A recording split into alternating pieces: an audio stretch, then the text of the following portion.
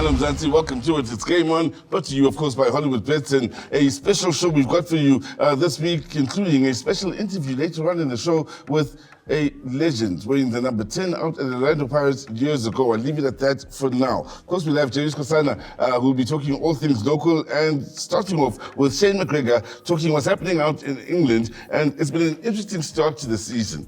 The Erling Haaland show continues, and there's been so much to talk about in that regard. But firstly, let's start with some good news. And, well, we don't say good news a lot when you talk about Manchester United. 3-0 win over a 10-man Southampton. Your thoughts on Manchester United?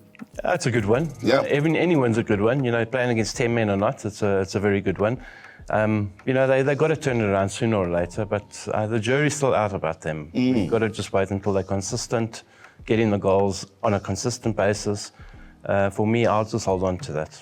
Well, as a United fan, I'll be smiling at that. And talking about good news for United fans, that is, the biggest upset of the season so far. Forest against Liverpool at home. And your thoughts on that game? Moving on, can we talk about that? Yeah, you know, I said to you last week, best bet, you've got to put Liverpool in, unfortunately, and I went and listened to my own advice. I lost a few rand, but anyway, it's one of those games again, you know, they come back from the international break, no excuses, I'm just saying, they come back from international break, momentum's not there, everything's not going forward for them, it wasn't working for them, and you know, Forest, all credit to them. They did well, got the goal, and yeah, Liverpool couldn't come back.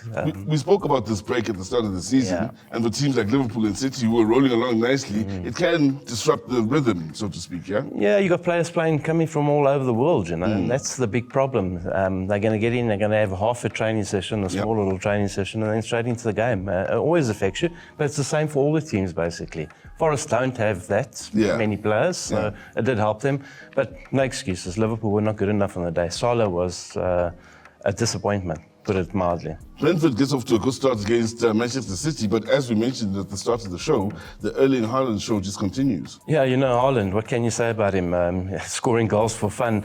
I'd rather have him in my team than playing against me, you know, so...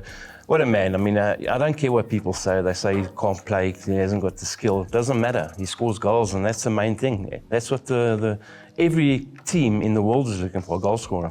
Yeah, goals weren't a problem with Villa up against Everton. We like those teams. We talk about them for different reasons. Villa for the improvement, Everton for just how they seem to keep getting to struggle as time moves along. 3-2 win for Villa. Exciting game, 5 goals scored, but Everton, up to this point, 0 points. 0 points, you know, and with Everton again, they're scoring goals, but they're conceding so many. And, you know, the big problem there is they couldn't bring players in because of they don't have the money to buy players. Villa, I mean, they're a decent team. So that's, you know, Everton must be quite happy, even though they lost. They say, well, we got 2 goals against them. For Villa, conceding goals is the problem, but it's going to be a long season for Everton supporters. Arsenal supporters happy with the derby win over Tottenham, away from home as well? Away from home, a great result. You know, I said it would be a draw. It looked like it was going to be at one stage, but got the result, and well done. You know, whenever you win a derby game, it's a victory, and that shows you they can grind out those results slowly but surely, and that's a good sign for Arsenal. Well, let's put the past in the past and look forward to the future. Games coming up, and there's some interesting ones here, but I want to start with you in Liverpool. I know that's close to your heart. It's always important to see how our side responds from a shock defeat, especially at home last week. They're up against Bournemouth at home again this week. Well, they've got a good record against Bournemouth, which is a good thing. I do think they'll bounce back this week again and get the result, and hopefully not give us all heart attacks again. But I think Liverpool will win that one. From a goal-scoring point of view, creatively, was that a big problem for them? You said Salah was off. Yes, I'll agree with you there. But as a whole team, were they struggling in that game creatively? I think they just all struggled. It was one of those games that basically the front line were off form. It's simple. Nothing what they could do. They tried, but they just couldn't score. So it was one of those games, write it off and start again. United fans, myself included, will be hoping the good times keep rolling on. Away to Crystal Palace, always one of those teams where you don't know what you're going to get at Palace. On their day, they could rock you. Exactly. Palace is one of those teams that can upset anyone. But I think, you know, with Man United having the momentum going into this one, I think I'll get the victory in. Game of the weekend, or game of the week, the one everyone's talking about, of course, the two sides that entertained us the most over the last couple of seasons. Best football, most entertaining football, goals galore, skills galore, and a roster of good players. Manchester City against Arsenal. Let's get into this game now. A game I want to watch, and I definitely will be watching it. This is going to be a cracking game. If you look at the history, there's been a lot of draws in this game. You know, they keep it tight because they know exactly how they play against each other. I think once again it's going to end up in a draw, stalemate with these two teams. I'll actually go and say it'll be either 1-1 or 2-2 draw.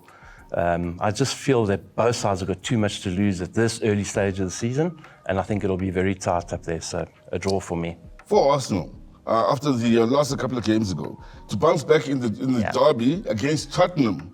Away to Tottenham. How important is that ahead of this game? And also the defence. It's not necessarily something people praise a lot over the years, but over the last couple of years, you and I have spoken about it, they've improved drastically in their defence. How important will that be in dealing with the Haaland show? Well, obviously it's very important, and they're actually very solid at the back, you know, and that's the big thing. That's been the big difference between them. They haven't been conceding a lot of goals. But yeah, they haven't been scoring as much as they normally do, but they haven't been conceding, and that's half your battle won. If you don't concede, you're not going to lose. So for me, it's vital that happens. But as I said, you know, with this game, so much importance in this game, and it's early season, it's still so much importance. I think the draw on the card. Now, many will be wondering, for City to pick up any weaknesses at all, offensively, defensively? Well, both sides will be looking at that. You know, City will say, well, how do we break them down? And we all know how City play. And people now are starting to learn how to play against City. You know, so for them, against the Arsenal team, you know, Haaland's going to be picked up and closely monitored. That is for sure. But they know how to do it, and they know how to deal with it. As I say, I can't split these two teams. Can't split them. Maybe you at home can, but we certainly will be looking forward to the fixtures that will be coming up out in England over the next couple of days. Thank you so much to Shane McGregor, and let's enjoy what's happening out in England. On the other side of this little short break, we have Jervis Kosana. We talk about what's been happening locally with the PSL having officially started and gotten underway.